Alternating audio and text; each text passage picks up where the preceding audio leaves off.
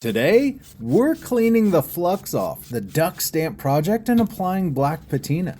And if you choose to stick around till the end, you even get to see light shining through this project for the first time. But it's not officially done until the patina sits for 24 hours, and then we can apply polish to let it shine for keeps. Now that we know distilled water is better than tap water when it comes to having black patina actually turn black, we loaded up the spray bottle and kept the faucet turned off, which is easier said than done, especially when it comes to washing off the thick layers of Dawn dish soap and baking soda. I feel like it takes forever and doesn't fully wash everything off, but that's a struggle for a next project.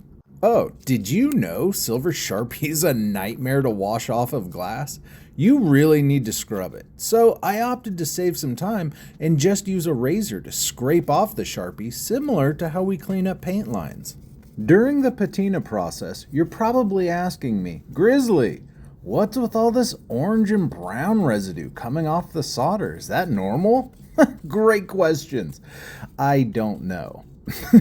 While doing this, I had an internal freak out, thinking my solder must be turning bronzy or whatever this is, but spoiler alert, it doesn't, or at least it hasn't thus far.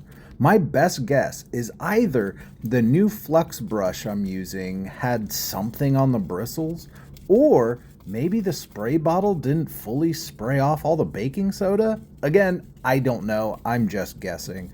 But this is what we're working with, and there's no going back now. In case you're wondering, I'm gonna only apply patina to the zinc border to see if it ends up being a consistent black. My backup plan is to use metal bluing tomorrow if just the patina isn't enough, which I have tried before. I noticed on my last project though, the patina doesn't set right away on zinc. So if you wipe anything at it, it'll leave streaks on the zinc. So we're letting it sit untouched till tomorrow to see if it helps with the patina setting properly.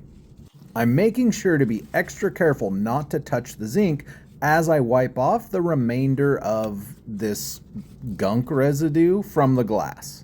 Thank you so much for watching. Be sure to tap the follow button if you enjoy seeing stained glass art get created one process at a time, with tips, tests, and tutorials sprinkled into the mix. Ooh, ain't she purty?